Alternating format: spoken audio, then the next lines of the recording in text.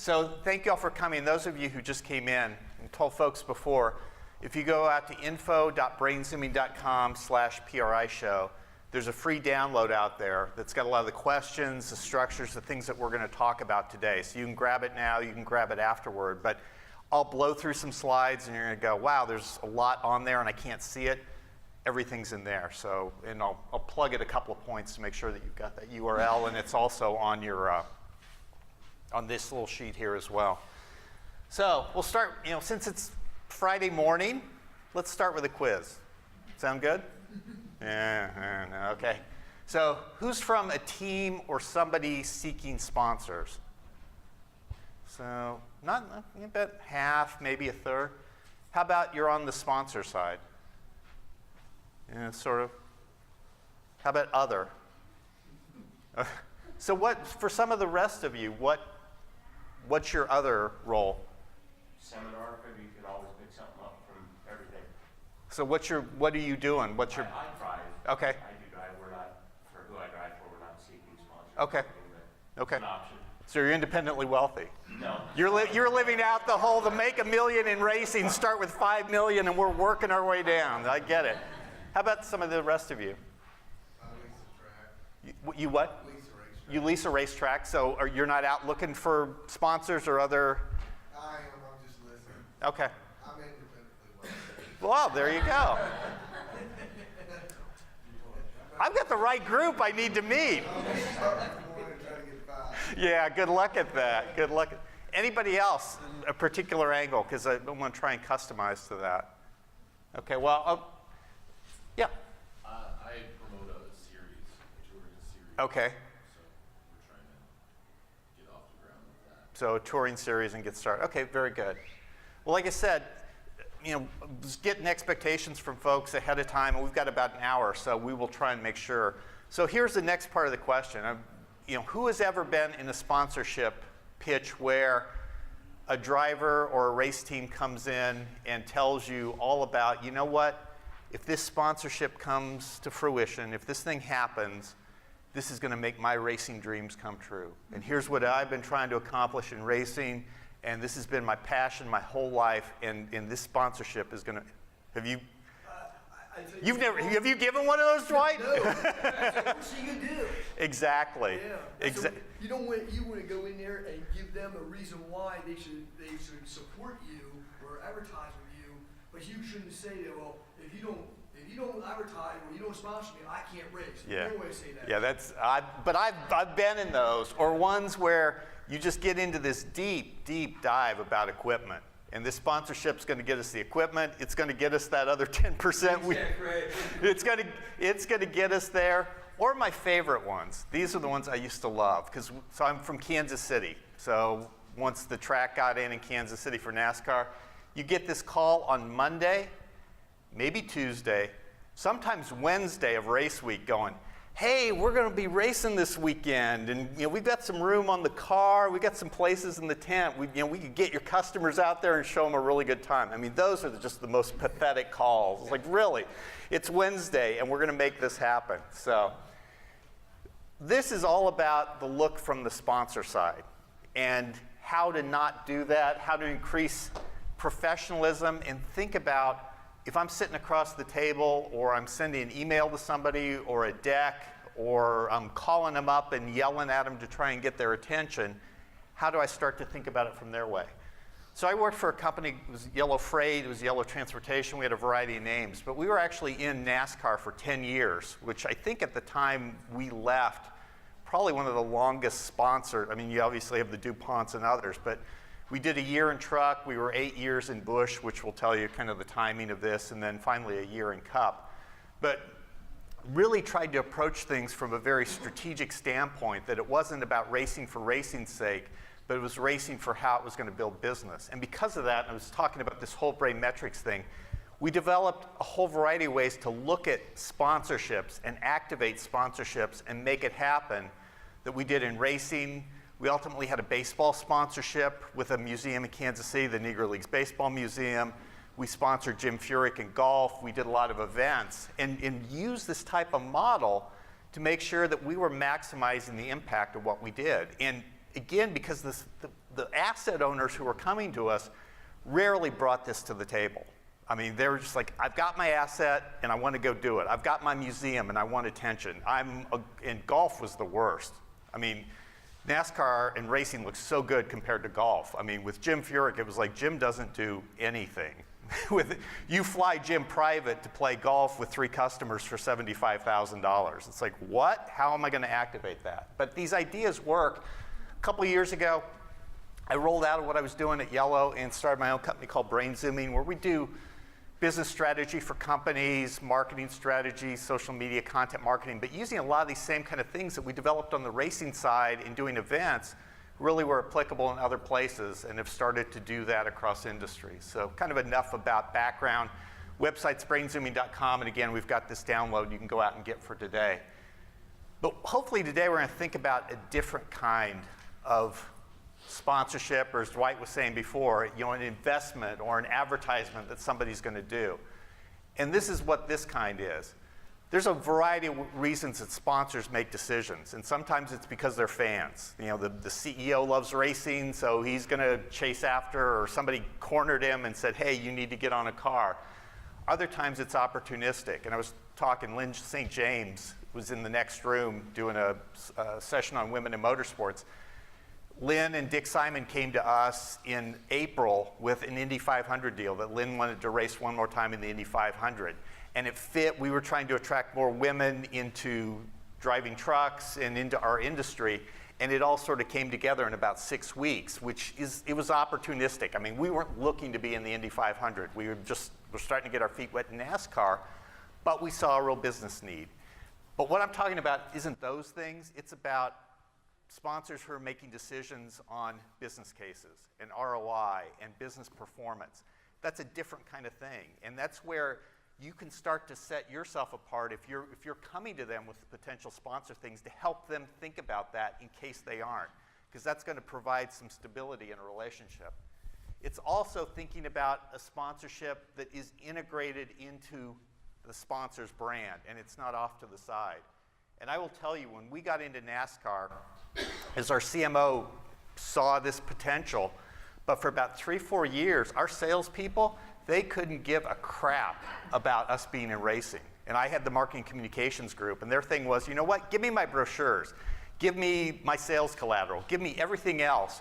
I don't care about this racing thing. And we actually had to figure out a way to get them engaged in the program that by the time we ended, I had sales managers coming to us saying, hey, we don't do an event in our area. Could we please do an event? Because they saw the business impact. So you want that with your sponsors. You want to integrate it into what they're going to do.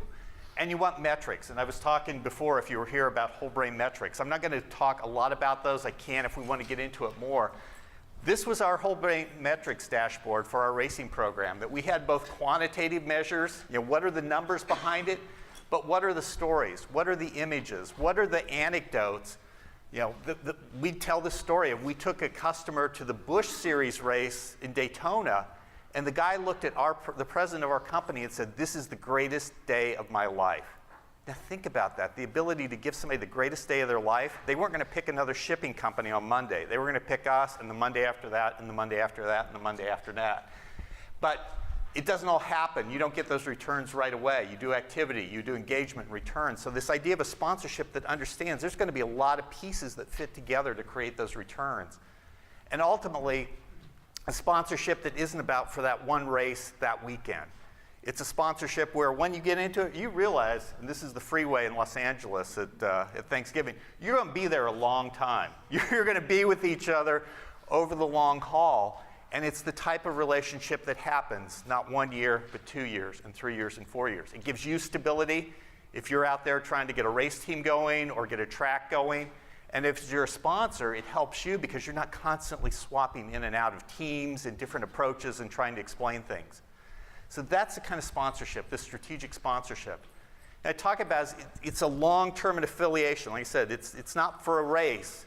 You're doing something longer term, and you're really focusing on what's important for you as an asset owner, and I use asset as whether that's a race team or a track or whatever else. You've got something that you're looking for somebody to put some advertising dollars into or some type of investment into, and the person that's giving you the money.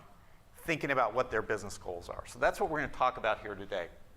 What that means is both teams, both sides want to sustain that relationship, and it's bigger than just racing. It's about business. It's about doing something that moves customers or employees or whatever is important on the sponsor side, and you've got to measure performance throughout. Because if you don't, it's really easy, and Donnie was talking about, if there's a change in the sponsor, all of a sudden, we don't know why we were doing this. Let's take our money elsewhere, or let's keep our money. So, 4 keys to a successful strategic relationship. And I know, I talked about this a little bit before, I know people love answers, but I'm not going to give you so many answers today because I can't tell you what's going to work right in your situation. And we were talking before, I mentioned Lynn St. James is over here, and she was talking about trying to get our attention to a race in the Indy 500. They sent us presentation decks, or they could have done a variety of things, but what finally got the attention was Lynn calling my boss and going, damn it, we're about to lose this opportunity if you don't do something. And he called back in 3 minutes. And I actually didn't know that story until she told me. But I can't tell you that it's always good to get on the phone and cuss at somebody, and that's going to make things happen. So I'm going to give you questions that you can use to think about for our team, our track, the sponsors that we're trying to attract, the clients that we're working with. What's the right way to approach them? How can we come up with something that's going to work in this situation? So that's why this download is out there, info.brainzooming.com/PRI show. If you just came in, it's free and it's out there, and it's got a lot of the questions and the details that we're going to talk about today in these 4 areas. Also, feel free to ask questions at any time, so we had an opportunity beforehand for people to ask some questions, sort of set expectations. And I was worried this slide was good. This is usually like the only funny part of one of these presentations. Look at the guy's t-shirt, and then think about if you were going to buy a vowel. Y'all are so serious. Are my nephew Derek Sorensen's friends here?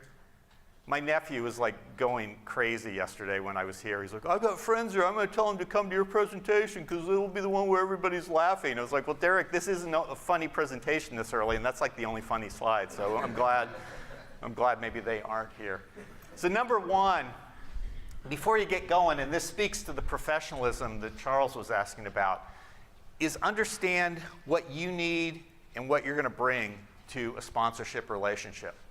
And the best question to ask about that, and we ask this in almost everything we do, whether it's strategy overall for a company or marketing or content or creativity, is what are we trying to achieve? Because so many things get started based on, well, we want to do this, we want to do this, we want to do this, and don't think about what are you trying to make happen with all those things that you want to do. So step back, and from your perspective, think about, we're going to be out there trying to sell this track or this team or these races or whatever, or something for our clients. What are we trying to achieve? And look at it from multiple ways, because you'll start to get different answers. So yes, certainly from a motorsports standpoint, we're trying to get more races or get that extra 10% performance.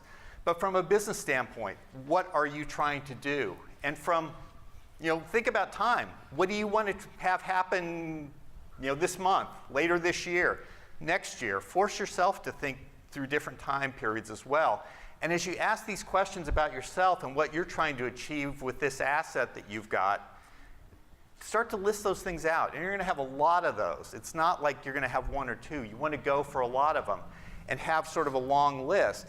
But then you want to turn that what do we want to achieve question around to think about from the sponsor side, what might they want to achieve? And this is a sampling of things that we tended to think about with our sponsorships that we want, sometimes it was about sales, sometimes it was about leads. Maybe it is about employee engagement, where we want to have our employees involved. And that was a big thing for us at Yellow, quite honestly. We were a unionized trucking company. A lot of our folks figured, I work for the IBT, I don't necessarily even work for the company. So for us, it was about getting them to feel like they were a part of something bigger than them. And it was interesting, when we actually did a survey, we found that they watched the races that we were in 20 times the rate of the general public. So that was a way to say, yeah, we've engaged our employees. So think about what you're looking for, but then what is the sponsor looking for? And then you put it together to say, what do we have in our brand? What do we have in what we can bring to a sponsorship that will best help them meet those objectives? Are there some things we can do a better job at? Do we have a track record really helping companies build sales through motorsports programs? And as you look at that and think about yourself, I want you to think about whether you're a racer or you've got a race team or you're a track, you're a brand as well. And what does your brand have that you can bring to the table? And we use this brand wheel a lot because too many times people think about brands as, well, I've got a logo and I've got a color and I've got a font. Well, that's part of it, but it's your people, it's your personality, it's your values, it's all these types of things. And again, these questions are in that handout. But what values do we display with our track? What are we known for? What's the geographic area around us associated with? How could we bring that into a sponsorship and start to think about taking advantage of those things? Like I put up a picture before, Jimmy Spencer. He was one of our drivers at one point. So he was Mr. Excitement. I don't know that when James Finch put Jimmy Spencer in the car for us, they were really thinking about that. But I know from the sponsor side, we're like, okay, if Jimmy's about excitement, and we're in transportation, which you really don't want a lot of excitement. You just want stuff to happen really well, because usually excitement is a bad thing. How can we take advantage of Jimmy and Mr. Excitement? And we started to talk about yellow racing is exciting. And even after Jimmy left the program, we were constantly talking about why our racing was exciting. So we pulled that along. And Jimmy used to give me crap because I'd introduce him at events. And I was like, it's Mr. Excitement, Jimmy Spencer. And she's like, why are you so loud? It's like, because you're Mr. Excitement. If I stand up there and go, hey, it's Mr. Excitement, Jimmy Spencer, what's that going to say? So, I mean, those brands have got to coexist. So I want you to think about your brand and how it fits with your sponsor. And like I said, if you're doing this right, you're going to have lots of ideas. And don't be afraid of that. It's not like, well, we've got one objective and we've got one. Go for as many ideas, as many possibilities as you can, and then start to narrow those down. And this is a good way to do that, to step back and say, well, we've got all these things that we could do. We've got these objectives. We've got these ways we contribute. What are the things that are must-haves for us, or must-haves we think for sponsors, or important to have, or nice to have, or the things that, you know what, somebody may think are important and really aren't that important to us, and we'll negotiate the heck out of those things because somebody else. So you can use that kind of technique to say, okay, if we've got 150 ideas of things that we could do with sponsors, here's maybe what we're going to talk about. If I'm putting together a presentation deck or I'm going in to talk to somebody, and it may look different based on what sponsor you're going in, because you may find out somebody's got a lot more about employees and somebody's a lot more about building sales. Which gets into this second piece. So we've thought about, in the first part, what's important to you, what may be important to sponsors, just sort of in general, and how do those two fit up? How can you start to match up to those things? So number two is to start to look at, and I heard a few of you say, looking for sponsors, or we're just starting to get into this. How do you come up with the best opportunities for these great strategic relationships? You can ask the obvious question is, does anybody in the team or anybody in our business or anybody at the track, anybody with a client have an idea for who sponsors are? And you'll probably get the sort of the typical list of sponsors. What we try and do on the strategy side, no matter who or how we're building strategy, is what we call strategic detour questions. And I found over a lot of years of doing strategy, if you ask people the familiar questions, you're going to get the familiar answers. But if you ask them a question in a different way, you start to force them down a different path. And it is like a detour. I worked at Yellow for 18 years, and I lived on the same street we were on. So I drove up and down Rowe Avenue in Overland Park, Kansas for 18 years. It was 15 minutes when the weather was nice. It was 12 minutes when it was a blizzard because there were fewer people. And it was so predictable. Unless there was a detour and they were doing work on Rowe. And all of a sudden, I had to think about differently. Well, how long is this going to take and where am I going to go? And those strategic detour questions work the same way. They take you down a different path. So I want to share some other ones as you think about how do I look for sponsors, or as Dwight was saying, I may call them investors or advertisers or partners, whatever you want to call them. How do I look for people who our brands are going to match up and we're going to do a great job for each other? So think about needs. Given the needs that you said you had as an asset owner, what organizations are automatic candidates? I need somebody who has got some deep pockets because we're struggling right now, and I've got to have somebody who isn't going to sort of dink around on, well, we're going to pay later. I mean, that may say, you know what, we've we can't look at financially questionable sponsors, which we might at times. We've got to have somebody that's a really kind of stellar brand, has got a stellar financial background. Are there pre-existing relationships? Comb throughout your organization, and not necessarily to say who knows somebody who's in racing, but who knows senior people at organizations. Those are the people who have budgets and can free up money, and if you can make the business case to them, maybe potential sponsors.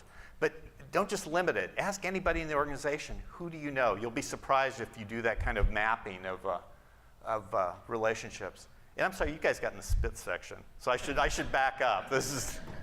I don't spit as much as Tom Peters. That guy spits a lot when he talks. So, what about the racing experience or the motorsports experience is going to match up with other brands that they may connect with?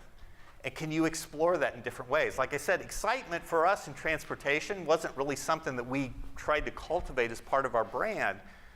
But in a business where you wanted stability and consistency and really predictable performance, you know people still want some excitement. So it was a way for us to say, hey, even if our brand isn't exciting, here's a way that we can bring that to the table. So you can find those non-traditional kind of connections.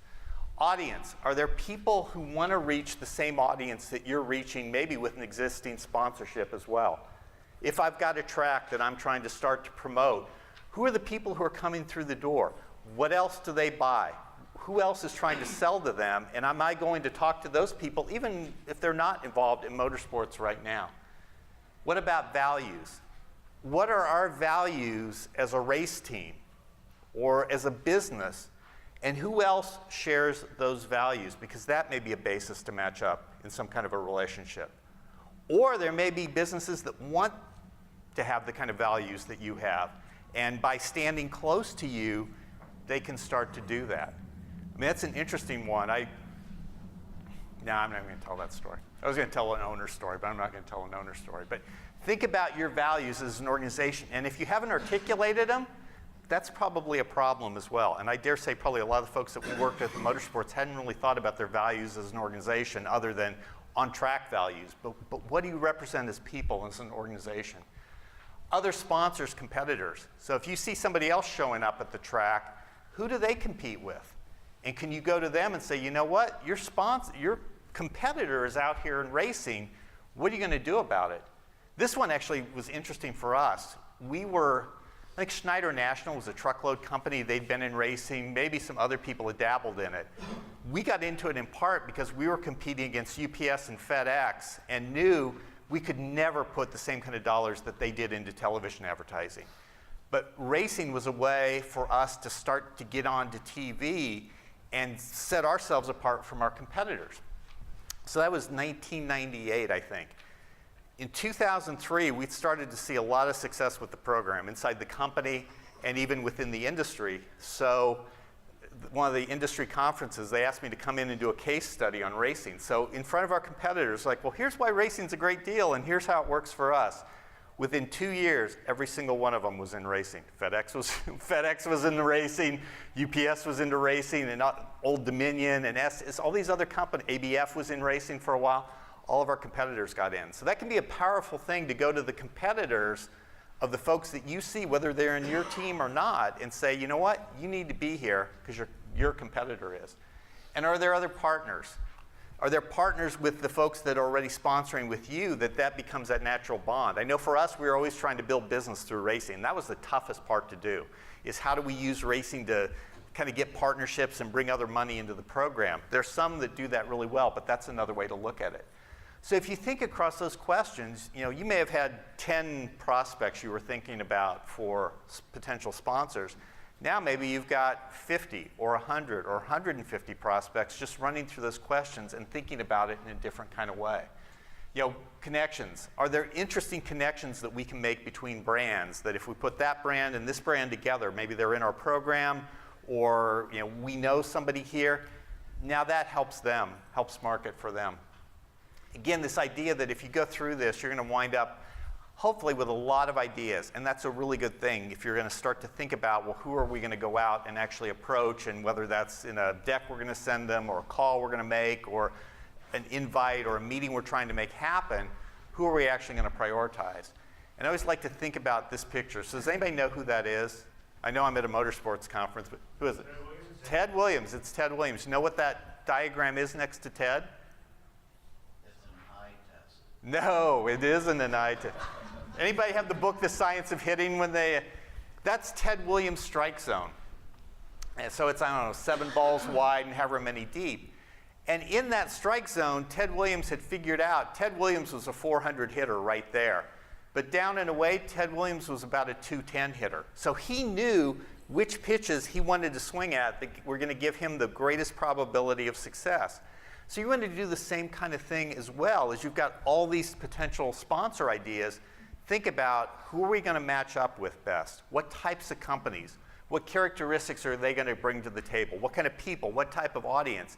And you can then start to apply that to say, okay, if I've got 150 prospects, maybe here's my 20 that I think we can do the best job for, and those are the ones I really want to go after. And it doesn't have to be too complicated.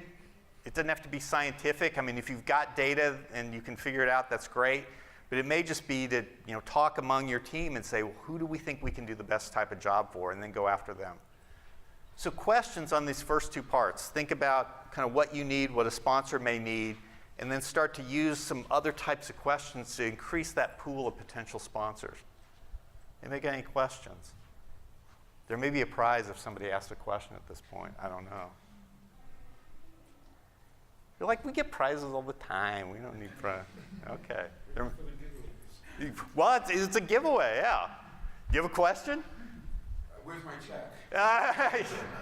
Yeah, in the large check. We're getting to that part. We're getting to that part. You asked. I know I asked. So, how do you start to now go from beyond we're doing this thinking and actually start to figure out who we're going to talk to and how we're going to talk to them? There's multiple ways to start to narrow this down. You can actually go out and research some of these target organizations and see, well, do they look like the kind of people we think they are? When we actually talk to them, can we ask them a lot of questions up front instead of coming in and telling them about us? It's always interesting when salespeople call on me and they're, the first 25 minutes is them talking about themselves, and then maybe they get around to asking a question about me. So, I'll give you the question. Sure. First bullet point, research the organization. What tools are there that you use to research? I know there's a lot of Zoom info type stuff, but which ones give us the best guide for private companies more so than public companies? The public's fairly easy to find information on through quarterly reports and stuff like that. But if you get into private organizations, where do we go for that? I would say, particularly if you know who some of the executives are, start with LinkedIn. Could be a really good source. I mean, we used to do a thing called contact mapping of, okay, here's somebody we want to go talk to if we're trying to sell them shipping services. Now, who do they know and how close can we get to them? Can we start asking questions of people around them, or this person went to the same college that they did? So that's where if you use LinkedIn, not everybody obviously keeps a current LinkedIn profile, but that's a great place to start to understand, wow, we may be one connection away from somebody. Or we've got, we know somebody who knows a lot of people in this particular industry, and they can start to shed some light on that, things that are never going to show up in Zoom info or any types of those profiles.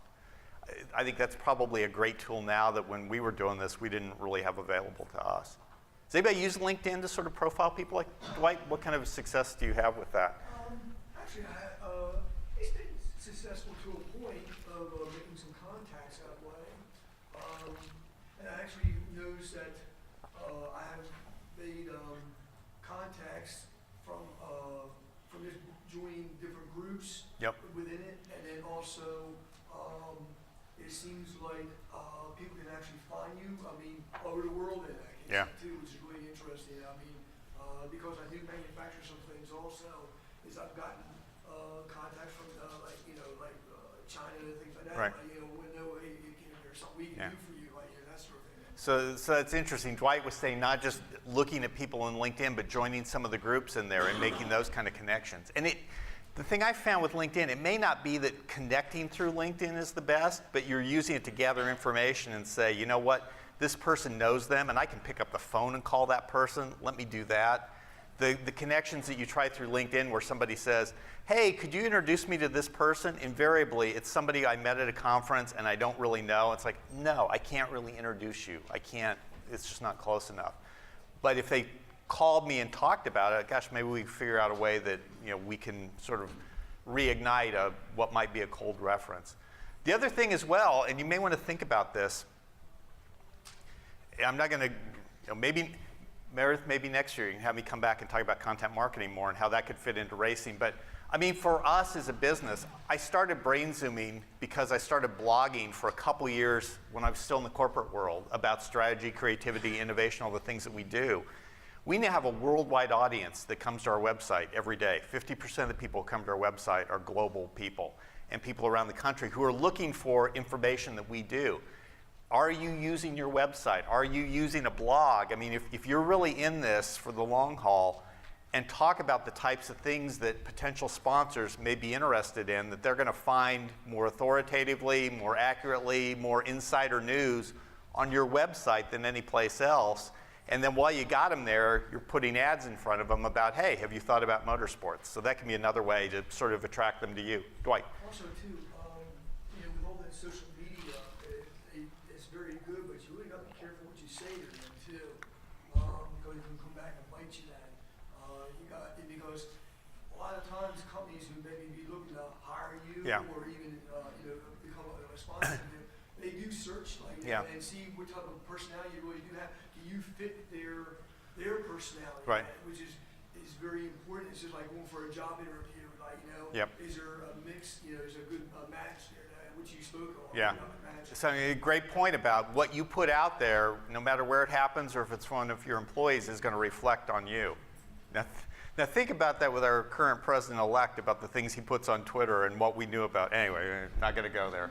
So as you get to the time where you're actually going to sit down with a potential sponsor, or maybe you've already struck the deal and you're sitting down, I really encourage you to think about some of these questions from both of your perspectives, like this one. What will success look like for both of us in this relationship? And in answering that question, you're going to find things about shared objectives, ground rules in the relationship, what some of those expectations are. And where a question like this is interesting, so what will success look like? From our race team standpoint, I think they probably would have answered that question of, we've got a good looking car, it's noticeable on the track, and we were performing really well. And yeah, those are important things. But for us as a sponsor, it was also about how do we engage our employees. And this is actually one of our customer service reps who we took, David Stremme, who's here. I actually was hooked up with him last night, he and his wife Ashley, and spent some time with them. We took David around our customer service centers. So we had racing day at our customer service centers. And here's a guy at our unionized center who showed up with his face painted like the race car. That was success for us. Yeah, we wanted a great looking car on the track, but that one of our employees was like, I'm going to paint my face as this race car because it's so exciting. That's what success looked like for us. But the team, unless asked a question like that, is never going to know that. They're never going to get that until well into the relationship. What's important for each of us? What are we looking for? What are the priorities? And you're going to get values, biases, expectations out of a question like that. And again, thinking about what that meant for us, and it took me a couple of years to get to this, but we talked about, we wanted a cup level business building program on a Busch Series budget. And that became a real handy way when I had new employees or partners or sponsors who were trying to help us build this to say, that's it. What you see on Sunday with the cup level, I want all that, I want more of that, I want to pay for it like I'm on Saturday, because I really am on Saturday. And that's a great way to think about what's important, that if somebody comes to me with a really expensive idea, I'm probably going to shoot it down. But if they come to me with a big sizzle idea and we can figure out a way to do it really inexpensively, I'm going to be all about that. And then finally, what has to be in place for mutual success? If you're in a strategic relationship like this, it's not about just the sponsor does well or the team does well. You've got to do well together. And you'll sort of get critical success factors, weaknesses that you've got to try and address for both the groups, business process, how you're interacting with each other. The way that we do this, again, not just in motorsports, but actually put these questions up and have representatives of both parties And I'll use Post-it notes and different color Post-it notes. So, here's your view, here's our view, but ideally what we're looking for is what are those shared views? And you start to build the program around, here's the things that we agree on that are really going to be important to both of us. And if we can shape a program around that, we now know we're pulling in the same direction. So, whatever that owner wanted in our program, we wanted to try and understand that. And particularly drivers. I wanted to understand, what did a driver want? Where were they in their career? And I think for a while we sort of got a little bit of a reputation for not, rehabilitate is maybe not the right word, but drivers like Jimmy Spencer. Jimmy came to us, he won 3 races, and then he got a Target deal with Chip Ganassi because, he had notoriety, but he was now able to demonstrate performance. And we were really excited by that because that helped us. It got notoriety for us, but it also helped further him as well. I went down, remember, we were having an early year meeting in Charlotte with our team, and they were, the races were in Atlanta that weekend, and I drove down with our middle agent to go talk to Jamie McMurray about personal branding. And I was like, Jamie, what do you want? How can we help you build attention? And I remember having the conversation about Michael Waltrip, because Michael was on every commercial at that time. And Jamie was like, he looks stupid and he looks goofy and I don't want to do any of that. I said, well, that may be Jamie. But I said, Michael gets a hell of a lot more attention than his driving skills warrant because he's all those things and is flexible like that. And it's been interesting to see Jamie over time. And I guess he even pointed back to, he's like, that's the first person that ever talked to me about my own brand and thinking about, what does that driver want? If you're a good sponsor, you're going to care about that as well, because if they're more successful, you're going to be more successful. So finally, number 4, and this touches at professionalism, this touches at my buddy's question about a large check here is, approach the relationship with an ROI focus. We rarely, I probably can't think of one example where we had a team come in or somebody who owned a sponsorship asset come in and talk to us about ROI as the first thing. Maybe got talked about, but they didn't want to think about numbers. They didn't, it was like, well, that's your business as a sponsor to do. But if you can spend time on a team side or a track side, somebody who's got an asset, and help shape that conversation about ROI and tracking that return on investment, that sets the stage for a long-term relationship. So here's the, you can use a variety of equations. This is the one that we tended to use, is that the return from our program was basically equal to the incremental benefit of doing this sponsorship or this investment in an advertising program minus whatever it cost us to do this divided by that overall cost. So you get a % of return. So, to make that equation sing and increase the ROI, you'd increase the incremental benefits while you bring down the investment. So if we can make it more efficient and get more for our dollar, that's going to make ROI look better. Part of it was that whole brain metrics approach I was talking about before. We wanted to track not just we put these dollars in and we got this much in sales, but what was the attention that we got for the program? How did our employee attitudes change? Really get that full portfolio of things. So back to the 10% question. So and some folks have come in. So I got this question about, well, I want a large check. That's what I want to get out of today's session. I said, well, here's a way that you can get 10% more out of your sponsorships. When we got started in racing, we were dealing with the teams directly. And we were sitting in Kansas City, and the teams were sitting in Charlotte. We were new to motorsports. We didn't know a whole heck of a lot of it. I think we were like I said, we were in truck for a year. We then got into the Busch Series, and it wasn't flounder. I mean, we were committed to it, but we weren't seeing a lot of the business returns. And along the way, one of the drivers had a middle agent. So this driver's agent who saw an opportunity, and he basically came back to us and said, you know what, I'm sitting in Charlotte. I can be your representative with the team. If you're paying me, I can sort of bird dog them. I can see what's going on.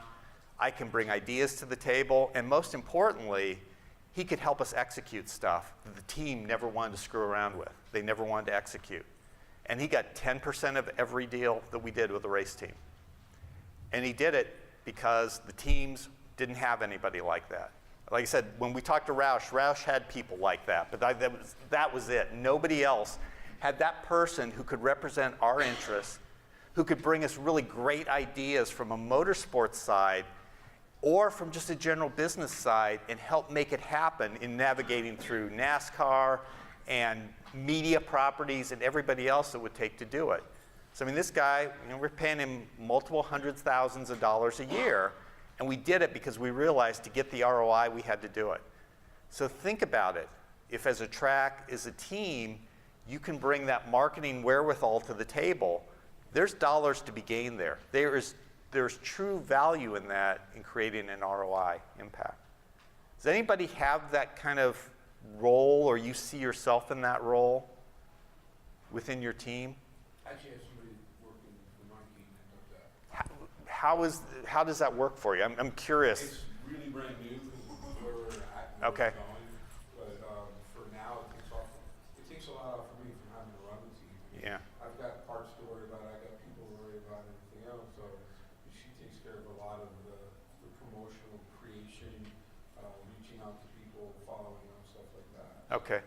What type of background did she bring to She it? has a sports marketing background. So sports marketing, out of what school or? Nichols College in Dudley, Mass. Nichols College. So I think that's a really interesting thing to think about. It can be a more junior person, but it's somebody that firmly lives in both the business side and the sponsorship side. And she's a racer to boot. And she's a racer to boot. So I mean, that's even better. I mean, it's interesting though, we used to, on the sponsor side, we were very careful that the people who managed the racing program were not fans. Because we had a fan one time, and all of a sudden it became a real problem because Dale Jr. walked by, and she's really interested in that, and she's really interested in the drivers and really interested in those things. From a sponsor side, the best people are people who are not fans, and I was the prototypical person. I'd never watched a NASCAR race before we got into it, and I was like, I love the business side of it, and I don't really care who the driver is walking by because I don't give a crap. I care about what our fans, what our customers had. For me, the big joke used to be that, you get done with the, you guys know, you show up at 6 o'clock for the event and you bring the customers in, it's all morning, and then we're racing in the afternoon. The joke with me was the green flag actually was the signal of one to go, because I'd stay for one lap and then I'm headed to the airport, because it's like it's in the salespeople's hands now.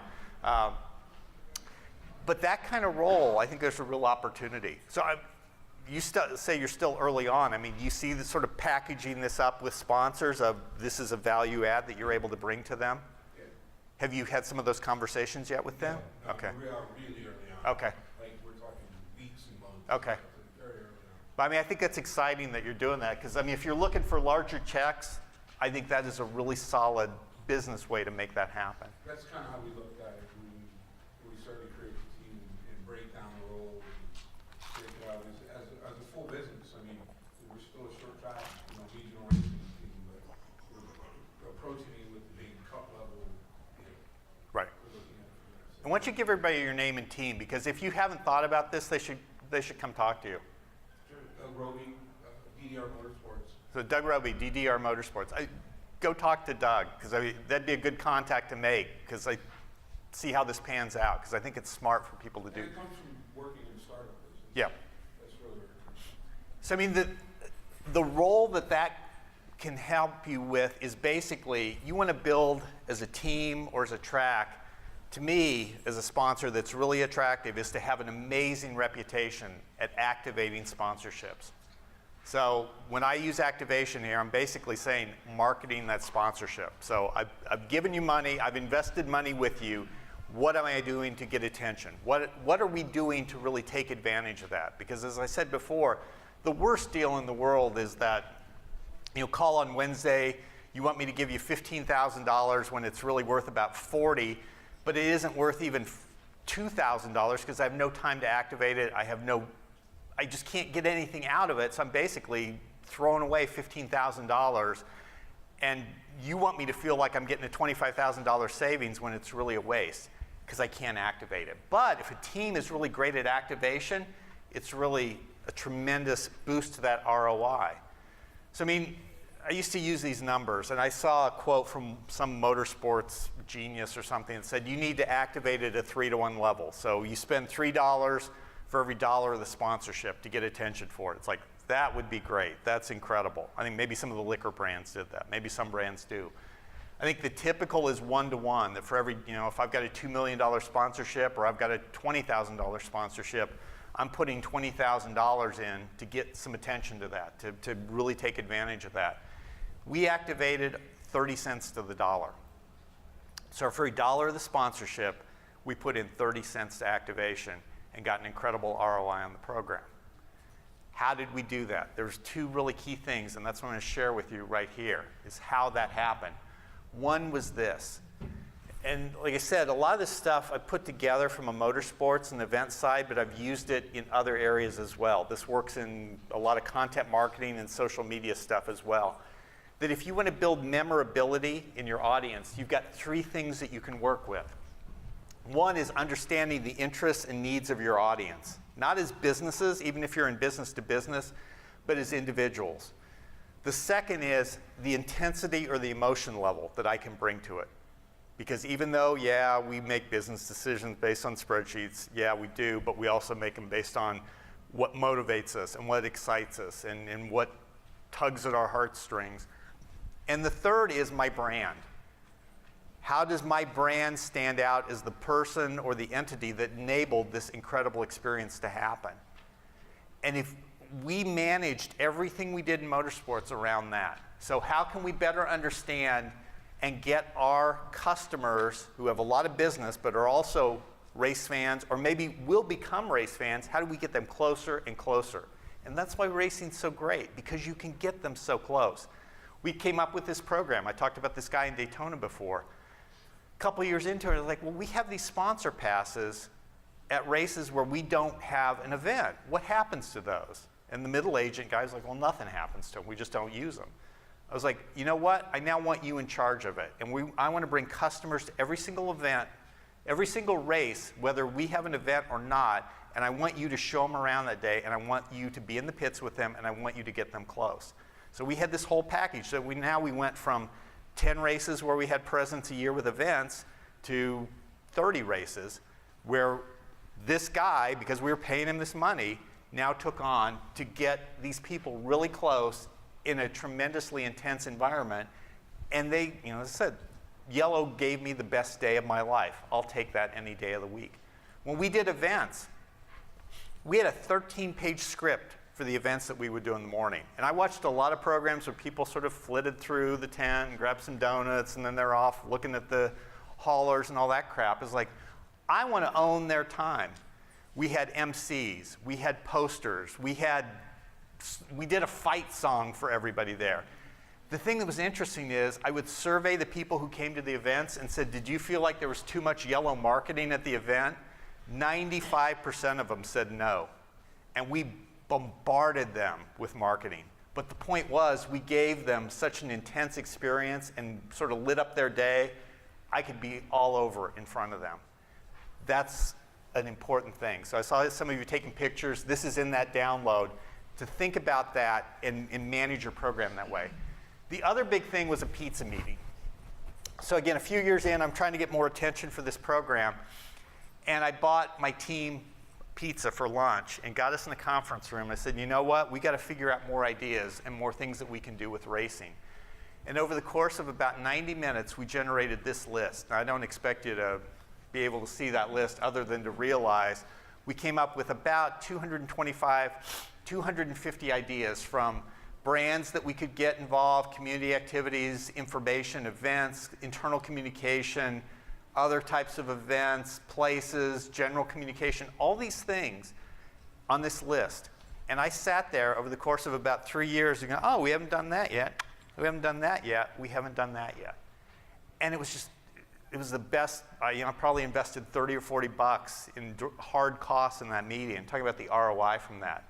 One of the ideas was we should have something with the business side of racing that came out of that. We actually had Kathleen Hayes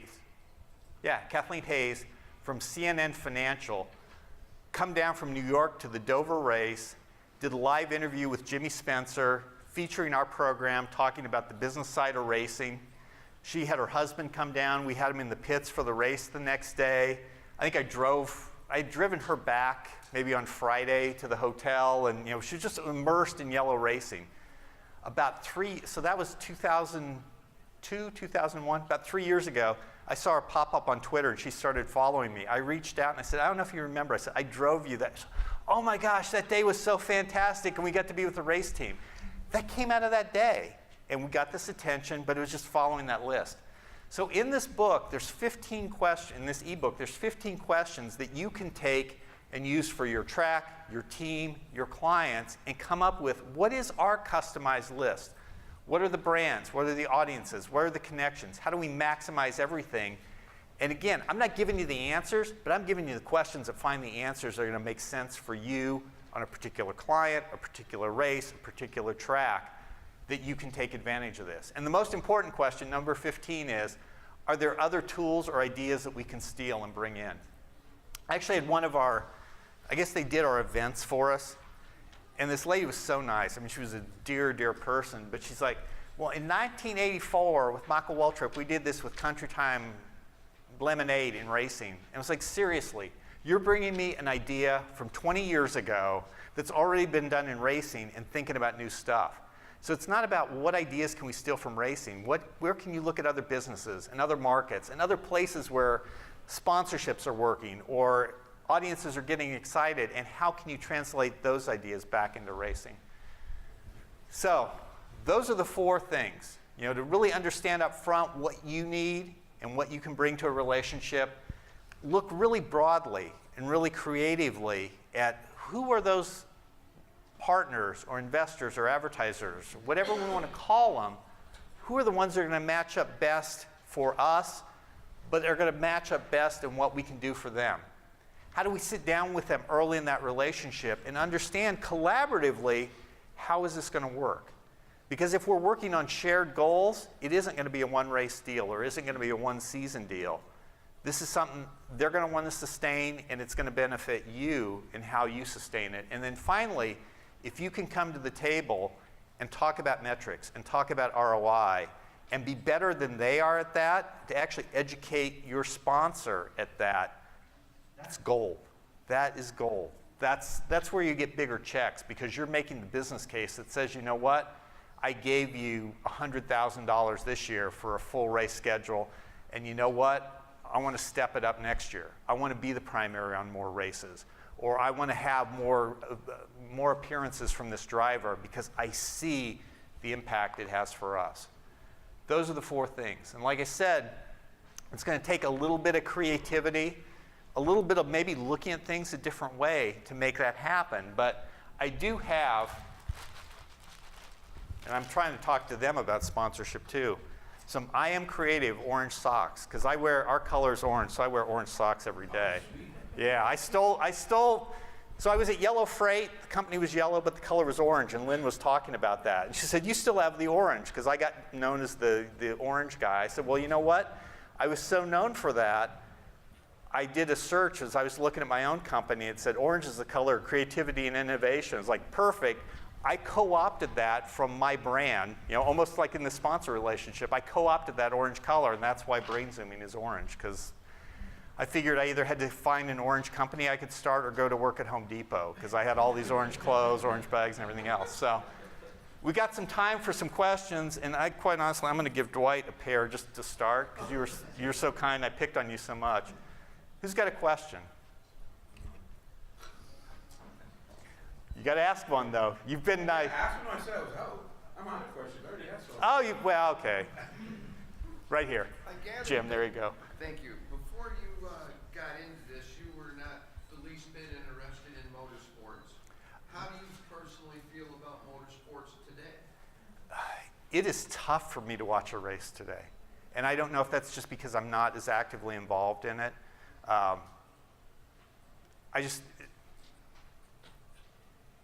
David asked me that question last night. He said, when was the last time you were at a track? I said, I haven't been at a track since we got out of it.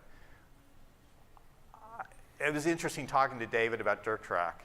And he's building chassis and has sort of shifted his focus. He's like, I think there's some really exciting things happening there. I think a lot of it comes down to, as we got into NASCAR, it was the ascent of it. I think you can create your own kind of excitement and your own kind of program that works for you, no matter what it is. We created more excitement for a Busch program than a lot of the other people I saw show up on Saturday with tents, who clearly there was not a lot of interest, but somebody had invented the or had invested the money.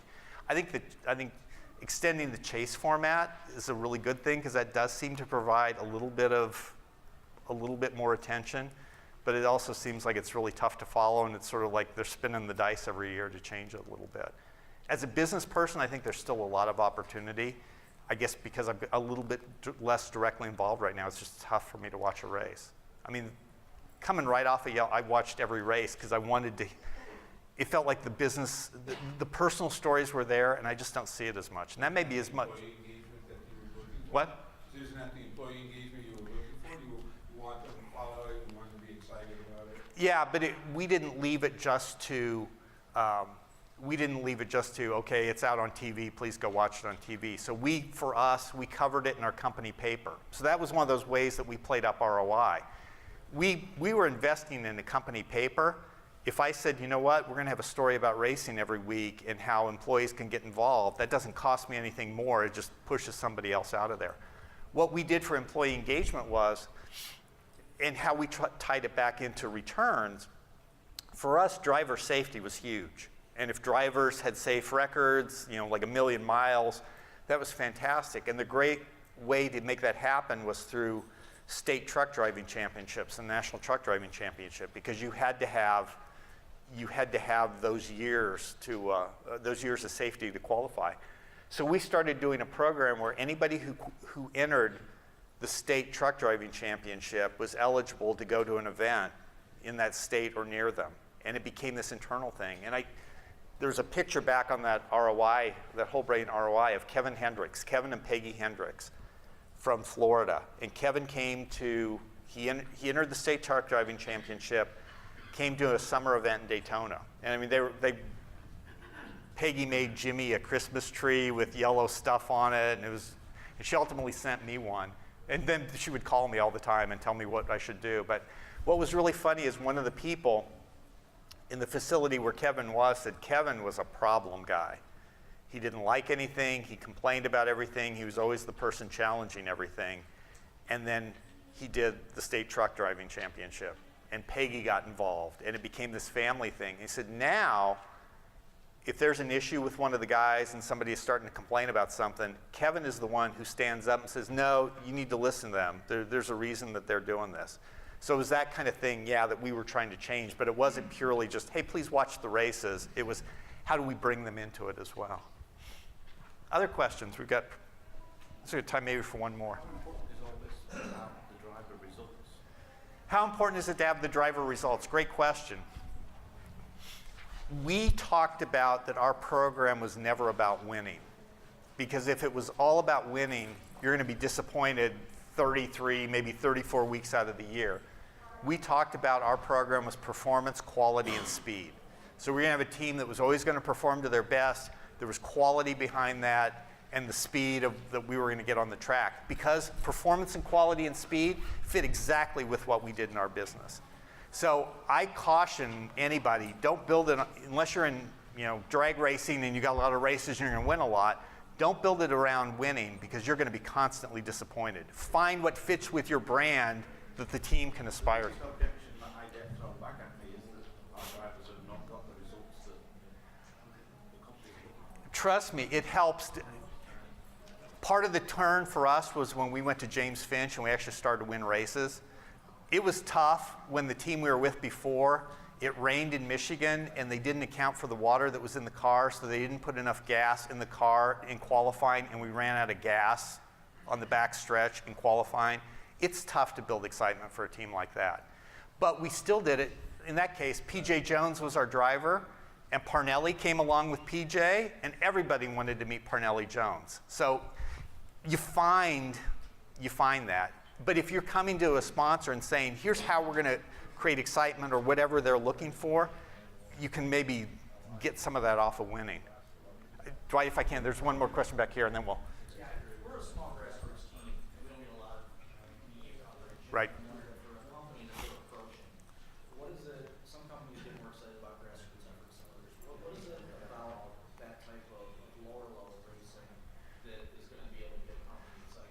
So the question is, if I'm more of a grassroots program, not a national program, what's going to get a company excited? I mean, I think you have to ask those same kind of questions.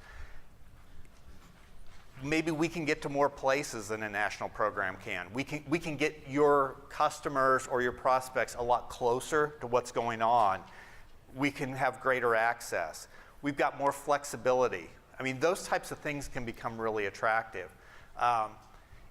If you build a relationship with a media partner, or you've got a great social media presence or website and say, hey, you know what, we've got other things on our own that draw attention outside of the fact that maybe the mainstream media doesn't cover this, that you can now get a benefit off of, great.